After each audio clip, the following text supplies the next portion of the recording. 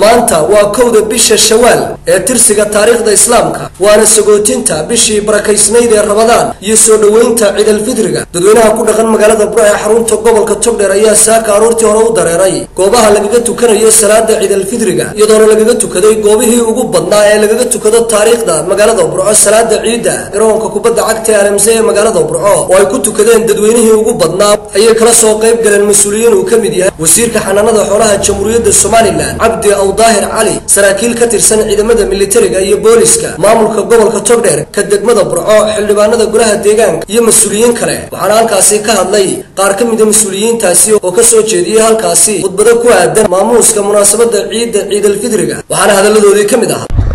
waan ku mahadinayaa inay garteen waajibkii ay lahaayeen waan ugu mahadnaqaynaa in ay ku toosan yihiin inay u qabtaan dadkooda iyo dalkooda u qabtaan waa ku mahadsan annagoo dhan deegaanka nahay ama golaha deegaanka nahay afka gacan waa la barbartaagnaa shidaalkan insha Allah wixii ku baxaya wax weyn baan ku bixin doonaa haddii ilaahay nafta noo daayo bilahan iyo wixii ka dambeeya ciidamada gacan halku siiyo amniga ilaali halku siiyo dadweynuhu gacan ka siiyeen dhalinyartu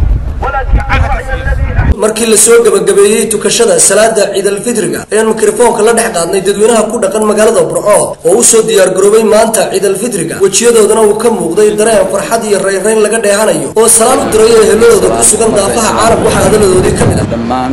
shacabka Soomaaliyeed oo dhan salaamo waxaan doonayaa hooyaday baan rabaa inaan si gaar ah u salaamo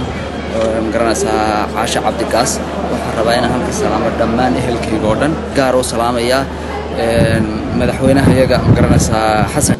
1995 ayaa wadanka ka dhoofay marka saan u dhoofay waa markii ugu horeysay aan ku soo laabto gobolka Togdheer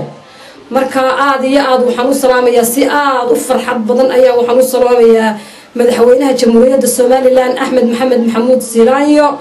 iyo dadweynaha shacabka ku nool dhammaan Soomaaliland ugeed aan salaan iyo hambaliyo aan la soo koobi karin uga dirayaa dhammaan ummadda islaamka ah iyo ummadda afka Soomaaliga ku hadasha meel kasta ay dunida ka joogaan waxaan halkan ka salaamayaa dhammaan ummadda muslimiinta gaar ahaan ummadda Soomaaliland waxaan kaloo salaamayaa shaqaalaweynaha shirkadda Beder ciid mubarak kullu caam wa antum bil khayr ciid aad baan u faraxsanahay waxaan salaamayaa shacabka reer Soomaaliland meel kasta ay joogaan waxaan salaamayaa familkayga ugu hambalyeynaya dadka muslimka meel joogaanba iyo gaar ahaan ummadda Soomaaliland iyo madaxweynaha Soomaaliland ciid wanaagsan bay leeyahay munaasabada Ciid al-Fidriga ayaa si weyn looga oogay maanta magaalada Burco ee xarunta gobolka Togdheer waxaana ka soconaya wadooyinka halbowlaha u ah magaalada Burco Ali Daar Maxamed Boos TV-ga caalamiga Universal Burco